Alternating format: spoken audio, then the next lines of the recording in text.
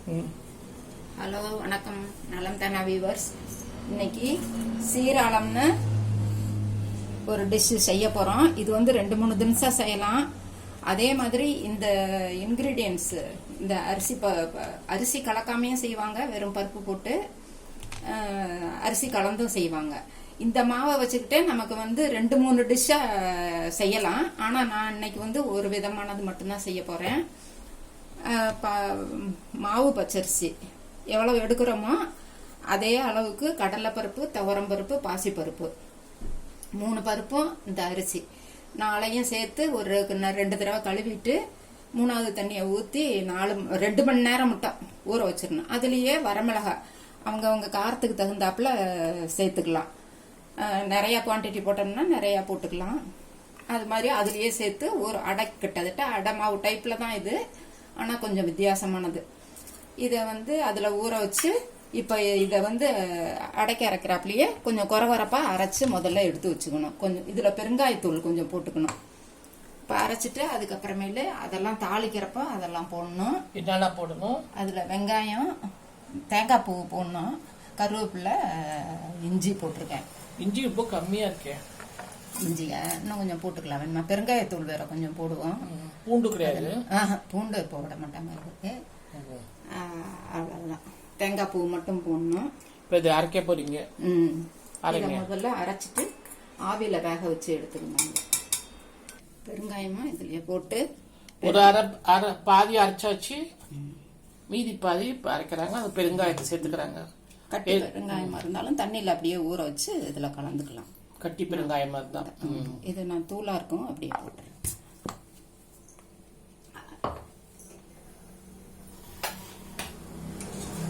என்ன பண்ண போறீங்க? தண்ணி கொதிக்க தண்ணியை கொதிக்க வச்சுட்டு ஆவியில வேக வச்சுக்கணும். இத இந்த அரைக்கிறதுக்குள்ள தண்ணி கொதிக்கட்டும்.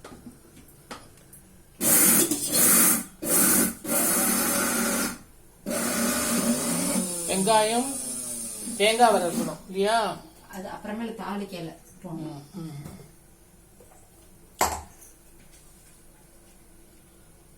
குறக்குறன்னு தான் அரைக்கணும். பாருங்க, குறக்குறன்னு தான் இருக்குது. நல்லா மாவு மாதிரி அரைக்க கூடாது, குறக்குறன்னு தான் அரைக்கணும். தண்ணி இப்ப கொதிக்குது, அதை வேக வைக்கணும். மிக்சியில் அதை அரைச்சு வரணும்.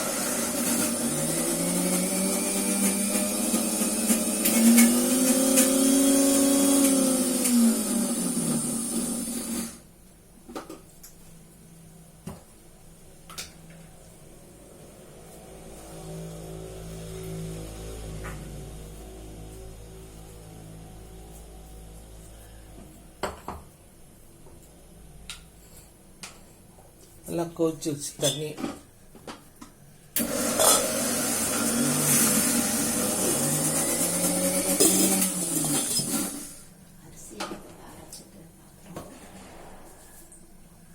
ஓகே, இப்போ பாருங்க நல்லா மாவு மாதிரி அரைச்சிட்டாங்க.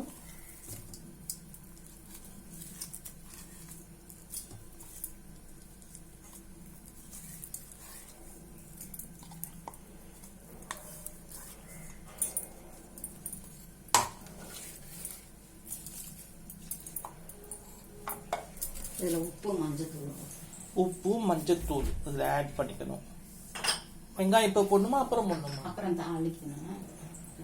இப்போ வேறு எதுவும் கிடையாது, மஞ்சத்தூளும் உப்பு ஒண்டிதான் இதில். ஆமாம், போட்டு இட்லி தட்டில் ஆவியில் வேக வைக்கணும். உருண்டை மாதிரியா இல்லை சும்மா வச்சிடணும்? நல்லா ஃப்ளாட்டாக தட்டினோம்னாலும் தட்டிட்டு ஸ்கொயர் பீஸாக கட் பண்ணிக்கலாம்.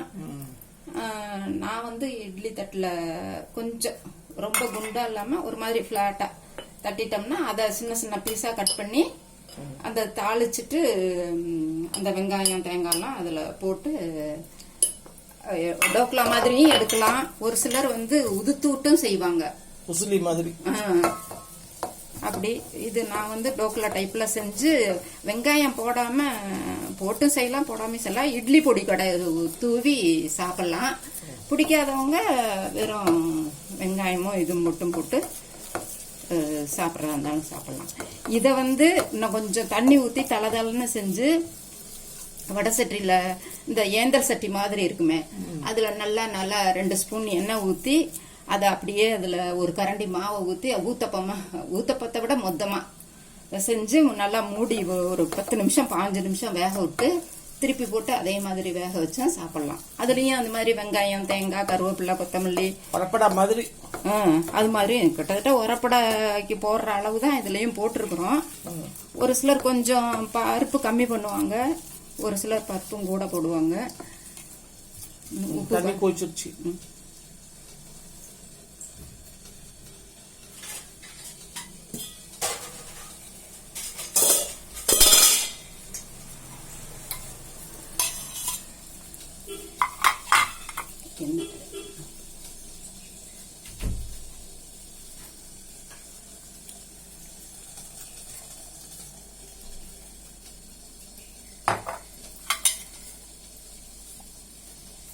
எண்ணெய் தடவை வைக்கணும்.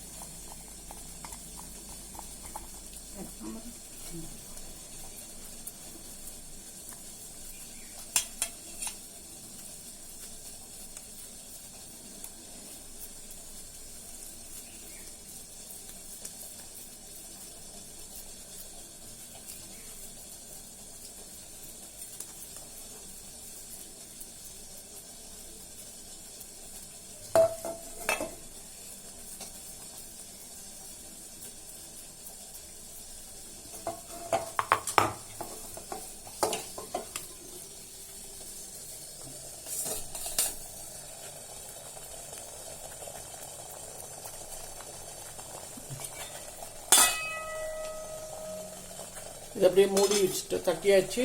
இப்போ மூடி வேக வைக்கிறோம். எத்தனை நிமிஷம் வேகணும்? 15 நிமிஷம் வேகலாம். ஏன்னா அரிசி பருப்புல, அதனால கொஞ்சம் பரபரப்பு தன்மையோட இருக்குது.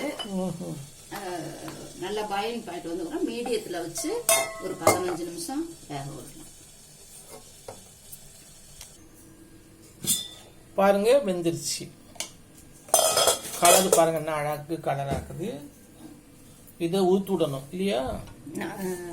ஊத்து விட்டோம்னா பொறுன்னு, அதாவது கூழ் மாதிரியும் செய்யலாம், இருந்தாலும் செய்யலாம். நம்ம வந்து இப்ப டோக்லா டைப்ல செய்ய போறோம். ஸ்கொயரா கட் பண்ணி நல்லா 5 நிமிஷம் வேக விட்டு எடுத்தாச்சு. நல்லா வெந்திருக்கும்.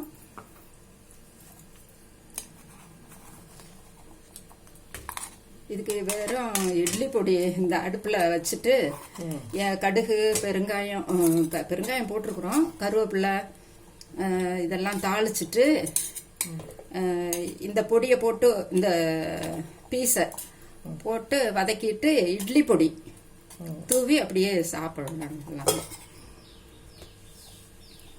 அது மாதிரியும் சாப்பிடலாம். நம்ம வந்து எக்ஸ்ட்ராவா வெங்காயம், தேங்காய் இதெல்லாம் போர்டு வச்சுக்கலாமே, காய் வெட்டுற போர்டு.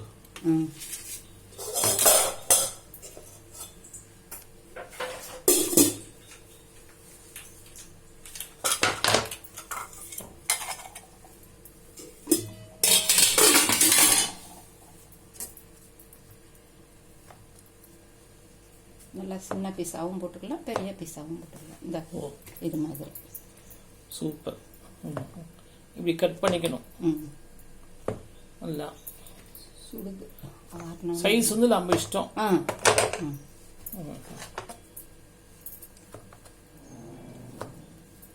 சுடுது. ஆறிடும் இல்லையா?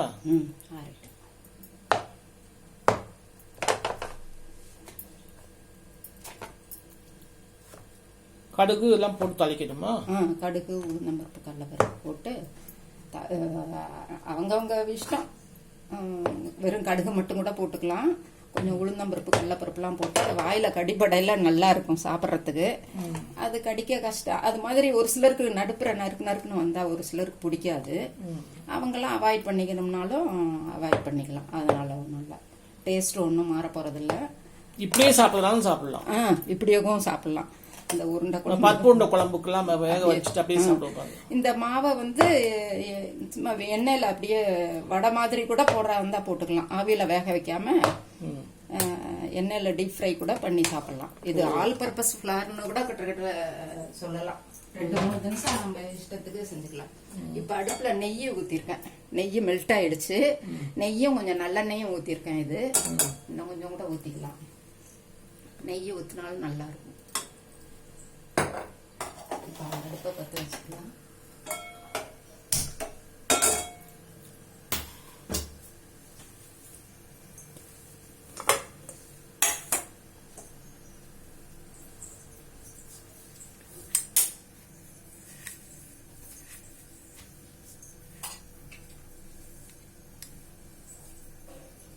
கடுகு அப்புறம் உளுத்தம் மட்டும் போடுங்க போதும். நமக்கு கடலைப்பருப்பு வேண்டியது இல்லை.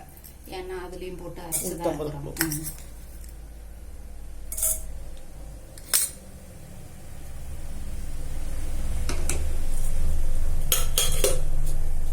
கடுகு பிடிக்கிறவங்க நல்லா நிறைய கூட போட்டுக்கிறாங்க. போட்டுக்கலாம். நம்ம கொஞ்சம்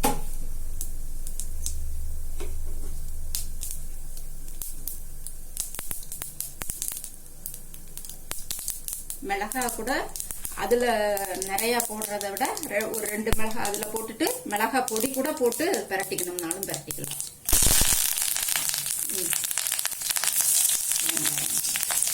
வெங்காயம் போட்டுருக்கலாம். இல்ல கருக அடியில பிடிச்சிக்கும். வெறும் இஞ்சி மட்டும் போட்டோம்னா இதோட வதங்கிக்கும்.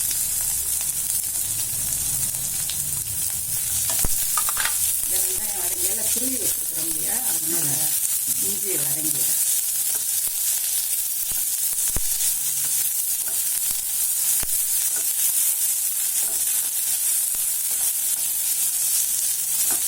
இந்த உளுந்து உட்குழுந்தா உட்குழுந்து தானே, வெள்ளை உளுந்து தாளிக்கிறதுக்கு இல்ல இதுக்கு இதுல போட்டிருக்குது உளுந்து. அதுல உளுந்து போடல பாசி பயிறு தான் போட்டிருக்கேன். பாசி பயிறு, கடலைப்பருப்பு, துவரம்பருப்பு, அரிசி. எத்தனை மணி நேரம் ஊறி இருக்குது? 2 மணி நேரம் ஊற வச்சிருக்கேன்.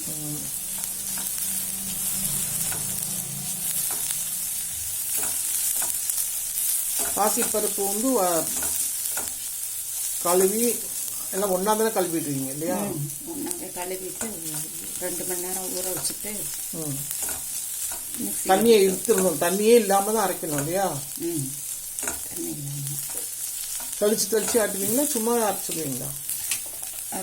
ரொம்ப ட்ரையா இருந்ததுன்னா கொஞ்சம் தெளிச்சுக்கலாம். அதனால ஒன்றும் இல்லை. இப்போ இதை போட்டு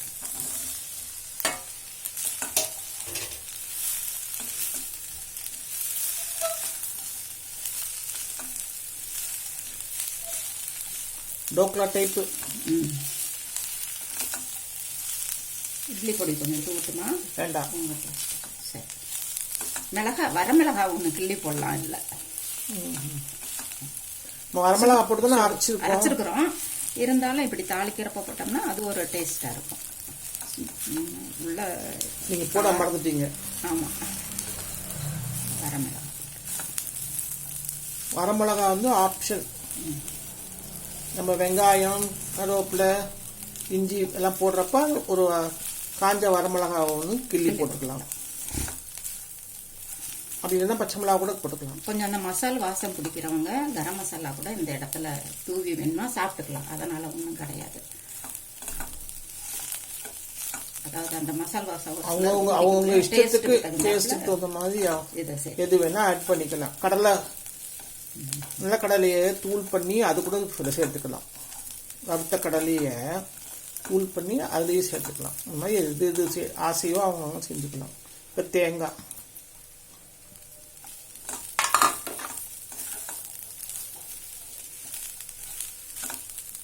இது பார்த்தா ஒரு சேனக்கிழங்கு வறுவல் மாதிரி இருக்குது பார்க்கறதுக்கு.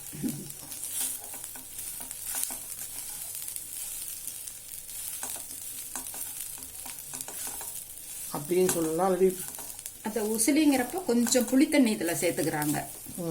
அந்த உதுத்து விட்டு இப்ப நம்ம கூட இதுல சும்மா ஒரு டிராப் வேண்டாம் ஊத்துனா இன்னும் கொஞ்சம் கூட டேஸ்ட் கொடுக்கும்.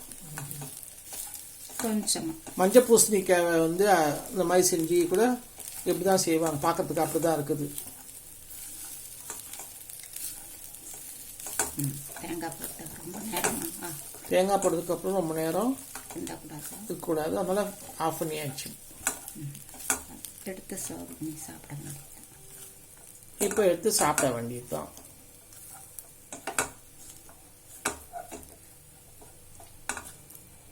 இது பேர் சொல்லுங்க. சீராளம். சீராளம். எந்த ஊரு? ஊரு எல்லா பக்கமே செய்வாங்க இது. சீராளம். நல்ல பருப்பு இருக்கிறதுனால நல்ல சத்துள்ளதா இருக்கும், சாப்பிட்றதுக்கு டேஸ்டாகவும் இருக்கும். சின்ன பசங்களுக்கு சின்ன பசங்களுக்கும் சத்து உள்ளதா இருக்கும் இது. இது நல்ல இன்னும் கூட பொடியா போட்டோம்னா கூட அப்படியே ஸ்பூன்ல எடுத்து கூட சாப்பிட்டு கொஞ்சம் பெருசாகவும் போடலாம். ஆமா, கொஞ்சம் காரம் வேணுங்கிறவங்க அதான் இட்லி பொடி தூவி அப்படியே ஃபோக்கு வச்சுக்கிட்டு சாப்பிடலாம். நீங்க அப்பையிலேருந்து இட்லி பொடி தூவிங்கிறீங்க. உங்களுக்கு இட்லி பொடி தூவி சாப்பிடணும்னா நீங்க சாப்பிட்டுக்கலாம், அது ஆப்ஷனல்.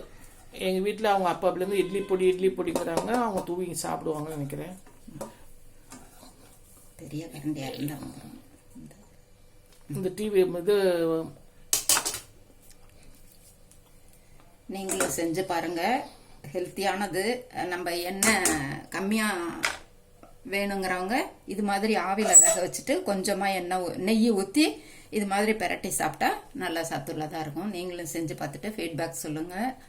நலம் தானா சேனலுக்கு சப்ஸ்கிரைப் பண்ணுங்கள். வேற ஒரு வீடியோவில் பார்க்கலாம். தேங்க்யூ. துவரம்பருப்பு நீங்கள் வந்து எந்த இது வாங்குறீங்க?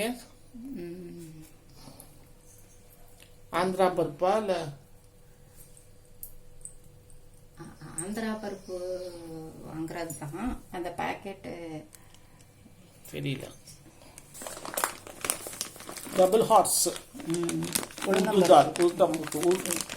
இதில் போட்டிருக்கிறது பாசி பருப்பும் கடலைப்பருப்பு. இந்த கம்பெனி உள்ளது எல்லா பருப்புமே நல்லா இருக்கும். இதை விட்டா யானை மார்க்னு ஒன்று இருக்கு, அதுவும் நல்லா இருக்கும். அது இது துவரம்பருப்பு டிமார்ட் துவரம்பருப்பு. இது டிமார்ட்ல வாங்கினது. இதுலயும் டபுள் ஹார்ஸ்லயும் ஒரு வாங்குவேன். இந்த தடவை இது மாதிரி வாங்கியாச்சு. ஆவின் நெய், ஆவின் நெய், இதயம் நல்லெண்ணெய் இதெல்லாம் யூஸ் பண்ணி இப்ப இன்னைக்கு செஞ்சிருக்குது. இந்த துவரம்பருப்பு உங்களுக்கு நல்லா இருக்குது. இந்த இது நல்லா இருக்கு. டபுள் ஹார்ஸ் நல்லா. ஆமா, மாவுக்கானது, நல்ல மாவுக்கானது. இட்லி தோசை எல்லாம் நல்லா வருது. இதுலயும் நல்லா வருது. சரி சரி. யானை மார்க் பருப்பு கூட நல்லா இருக்கு. நீங்களும் இது மாதிரி நல்ல பிராண்டட் கம்பெனி தான் வாங்கினீங்கன்னா நல்லா இருக்கும் செய்யறதுக்கு. ஜாமானும் கிளீனா இருக்கு, கல்லு மண் யூஸ் பண்ணிடலாம் நம்ம. ஆமா, இல்லைன்னா அரிச்சு எடுக்கணும். தேங்க்யூ. மறக்காம பெல் பட்டன் அமுக்குங்க.